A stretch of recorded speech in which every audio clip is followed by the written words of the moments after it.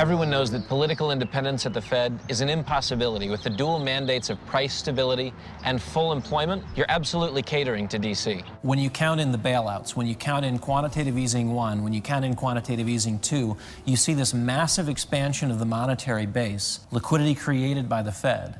The question is now, what is the multiplier of the liquidity that's been created? And thus you have an immense inflationary effect. John Maynard Keynes and the Keynesian school hold that whenever there's a problem in the economy, the state, the government, should get more involved in solving the problem, even if they caused it in the first place. Keynesian economics is essentially anti-business. One of the #1 tenets of Keynesian economics is to destroy the business cycle.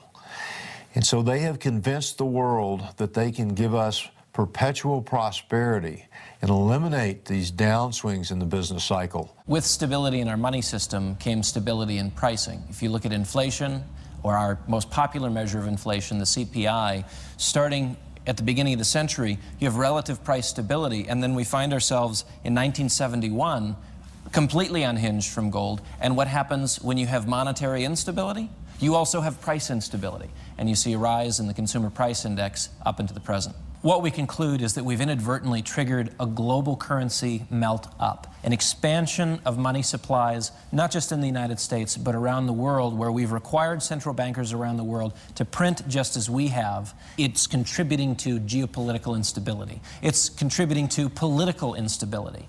You see individuals very concerned about inflation in the developing world, less concerned in the developed world, partially because we don't feel it as fast as the developing world does, but they're making tracks in the direction of gold and silver. Why are they buying it? Are they buying it because they're gold bugs? No. Are they buying it because they're fascinated with the shimmer and shine of the metal? No. They're buying it as an antidote to poison. Indians have always bought gold for 2 reasons. Adornment, which is for cultural, festive or weddings. Along with that, on the back of his mind, they have an investment value for it. Whether it's a family in India, China, France, the UK, they're all faced with the same dilemma. Their interests are not aligned with that of the central bankers of the day. Monetary policy and inflation is killing them. We've witnessed an extreme development in the market, a maturing in the market since the 1970s. Gold was something that was very difficult to buy in the 1970s. You were either a commodities trader and traded futures contracts or options, or you took physical delivery of the gold, and it was a very labored project. It took weeks or even months to take delivery.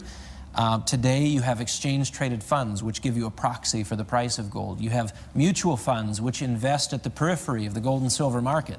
You have storage programs where if you want to buy it and own it in Hong Kong, own it in London, own it in Zurich, own it in New York, you can own it anywhere you want, and it's stored there. You can take delivery of it at your first convenience.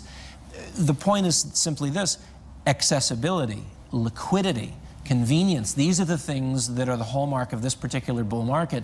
Any investor can own it in any quantity, and it allows people, fund managers and individuals, to look at gold either as a growth play, on the one hand, or, as we've discussed, an antidote to government policies and practices.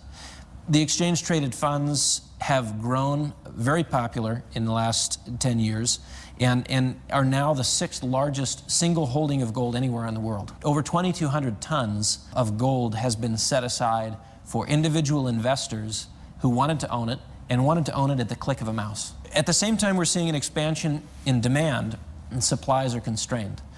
We have annual supplies coming from the mines of roughly 2,500 tons a year. You have recycling of roughly 1,000 tons a year. So in any given year, you've got access in the market to 3,500 tons.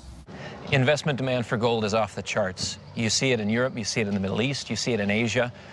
India and China in particular, with investment demand in India rising 70% last year, in China 54% last year for both gold and silver.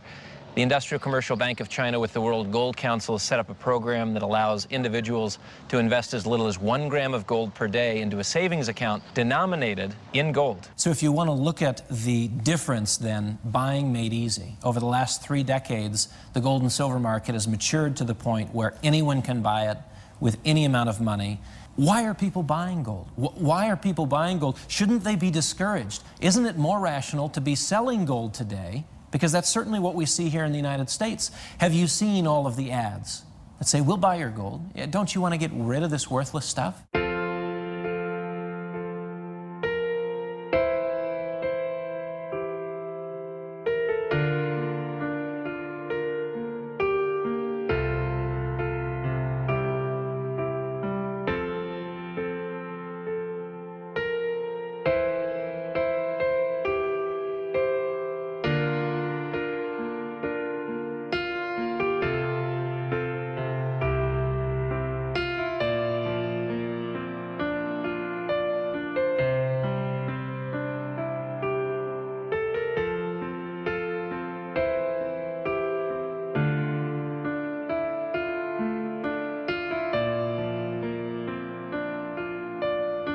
Frequently noticed is the number of signs that say, "We buy gold."